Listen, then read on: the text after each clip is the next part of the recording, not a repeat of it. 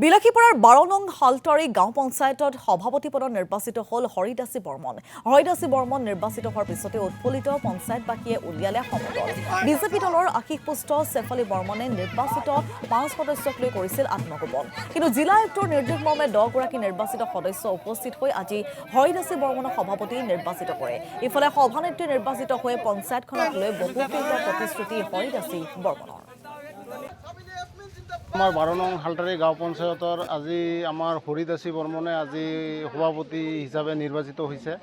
আমি নথৈ আনন্দিত হৈছোঁ।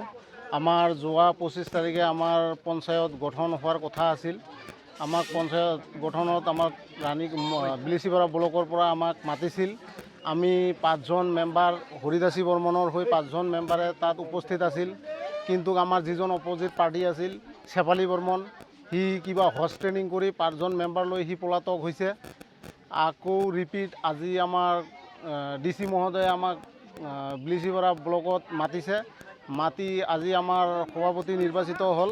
আমাৰ হৰিদাসী বৰ্মনে 5টা ভোট পাইছে, এটা ভোট কেঞ্চেল হৈছে আৰু আমাৰ অপজিট পাৰ্টি শেফালী বৰ্মনে 4টা ভোট পাইছে। সভানেত্ৰী হিচাপে আজি মই নিৰ্বাচিত হৈছোঁ। মই প্ৰথমে মই সদস্যবিলাকক মই ধন্যবাদ জনালোঁ যে তেখেতে মোক আজি সভানেত্ৰী হিচাপে বাছি ল'লে। আমাৰ ৰাস্তা ঘাটৰ প্ৰব্লেম, নদী ঘাটৰ প্ৰব্লেম, শিক্ষা দীক্ষাৰ দিকে প্ৰব্লেম, পিছপৰা গাঁও আমাৰ গাঁওখন বহুত পিছপৰা। এইকাৰণে মই মহিলা মানুহে আগুৱাই আহিলোঁ যে মই গাঁওখন যাতে আগুৱাই নিব পাৰোঁ।